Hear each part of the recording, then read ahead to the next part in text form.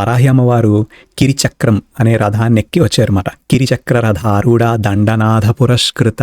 వారాహి అమ్మ లలితా త్రిపుర సుందరి అమ్మవారి సైన్యాధ్యక్షురాలు. శ్యామలాదేవి మంత్రి. అశ్వారూఢాదేవి అశ్వగణానికి అధినేత్రి. ఆవిడ అపరాజిత అనే గుర్రం ఎక్కువస్తారు. అలాగే సంపత్కరి అనే అమ్మవారు గజ సైన్యానికి అధ్యక్షురాలు. ఆమె రణకోలాహలం అనే గజాన్ని ఎక్కొస్తారు. లలితాదేవి హృదయం నుండి మార్తాండ భైరవుడు పుట్టాడు. ఇంకా లలితాదేవి దవడల నుండేమో ముంగీస రూపంలో అంటే ముంగీస ముఖం కలిగిన నకులేశ్వరి దేవి అనే దేవత జన్మించారు అన్నమాట. వీళ్లే కాకుండా లక్షలాది మంది యోగినులు, భైరవులు, ఎంతో మంది శక్తి సైన్యాలు పుట్టుకొచ్చాయన్నమాట. అమ్మవారి భావన మాత్రం చేత కొన్ని లక్షల సైన్యాలు పుట్టుకొచ్చాయి. అమ్మ తలచినంతనే. అమ్మవారి శక్తిని ఊహించండి. ఇప్పుడు ఒకవైపు అమ్మవారిలా తన లోకాన్నే సృష్టిస్తుంటే, మరోవైపు ఈ అసురమోహిని అనే శక్తి ఈ రాక్షసులని, భండాసురుని వీరందరినీ ఒక మాయలో ఉంచింది కదా.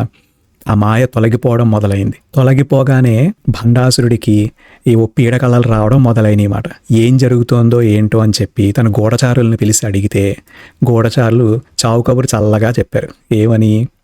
లలితా త్రిపుర సుందరి అమ్మవారు లలితా త్రిపుర సుందరి అమ్మవారు శ్యామలాదేవి, వారాహిదేవి మొదలగు లక్షలాది సైన్యంతో శూన్యక నగరం మీదకి దండెత్తి వచ్చారు అని తెలిసింది.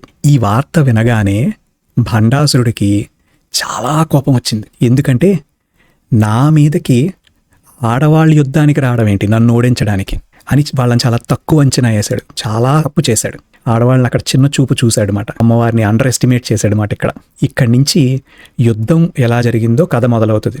బాలకాండ ఎలా అయితే ఉందో రామాయణంలో, అలా అమ్మవారి ఆవిర్భావం చూసాం. అలాగే యుద్ధకాండ ఉంది కదా, అలాగే ఇక్కడ కూడా ఆ యుద్ధం ఎలా జరిగిందో వివరిస్తాను. అమ్మవారితో భస్మాసురుడి యుద్ధం 4 రోజులు జరిగింది. అయితే ఏంటి 4 రోజుల్లోనే యుద్ధం అయిపోయిందా అని మనం అనుకుంటాం. కాదు, అదంత తేలిగ్గా జరిగిన యుద్ధం కాదు. ఒక చిన్న లెక్క మీకు ఎక్స్ప్లెయిన్ చేస్తాను, నన్ను ఫాలో అవ్వడానికి ట్రై చేయండి. కలియుగం 4,32,000 సంవత్సరాలుగా చెప్తామన్నమాట. ఓకే, కలియుగానికి ముందు ద్వాపరయుగం కదా. ద్వాపరయుగం కలియుగానికి ట్వైస్ లాంగ్ ఉంది, అంటే 8,64,000 సంవత్సరాలు. త్రేతాయుగం వచ్చి 3 times ద కలియుగం, అంటే 3 రెట్లు 12,96,000 సంవత్సరాలు మాట. అంటే 4,32,000 సంవత్సరాలకి 3 రెట్లు కదా. త్రేతాయుగానికి ముందు కృతయుగం అంటాం కదా.